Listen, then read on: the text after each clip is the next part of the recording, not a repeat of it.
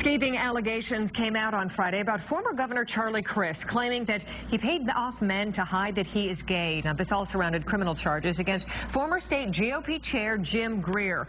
Crist quickly responded, calling these allegations a bunch of delusional lies.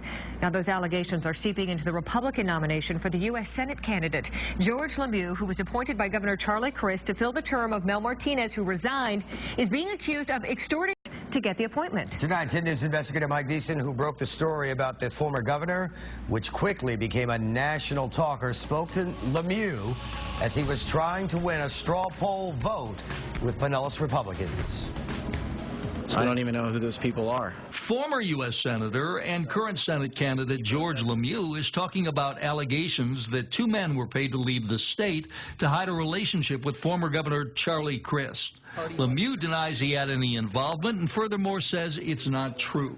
Those allegations surfaced last week when the Attorney General's office released documents surrounding the criminal trial of former GOP state chair Jim Greer. People in desperate situations say desperate things. I'm going to show these people that are running for higher office.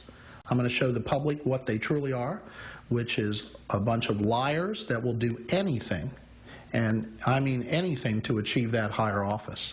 Greer says he and Crist's former chief of staff, Eric Eichenberg, were dispatched to tell LeMieux he wasn't going to be appointed to the Senate seat. According to Greer, LeMieux said, "After all I did for him, we'll see." That's not true, and I think Governor Crist has said that's not true either. And while LeMieux insists he did nothing wrong and is telling Republicans across the state, like those gathered here in Pinellas tonight, that he is the best man for the job, the one thing he can't or won't deny is he was told that he was not the governor's choice and wouldn't even get an interview for the Senate seat. Did they tell you you weren't going to be interviewed or you weren't going to get it? I had Greer tell me that at that point that they were looking at other folks. Greer says LeMieux then had an unscheduled meeting with the governor, and 20 minutes later he got a call saying LeMieux was the Senate choice. Greer thinks LeMieux pressured Crist. I asked for an interview. I got an interview. But, you know, that's how it happened. But Representative Connie Mack, who's running for the Senate nomination, doesn't believe it.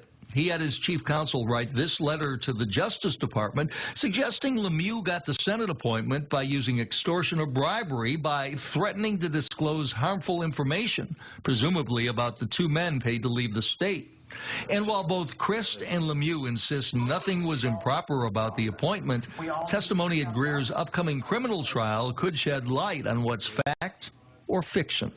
Mike Deason, 10 News. Well, Greer is scheduled to go to trial at the end of the month, and it could prove to be very embarrassing for the state Republican leaders as credit card spending and high-flying lifestyles are expected to surface.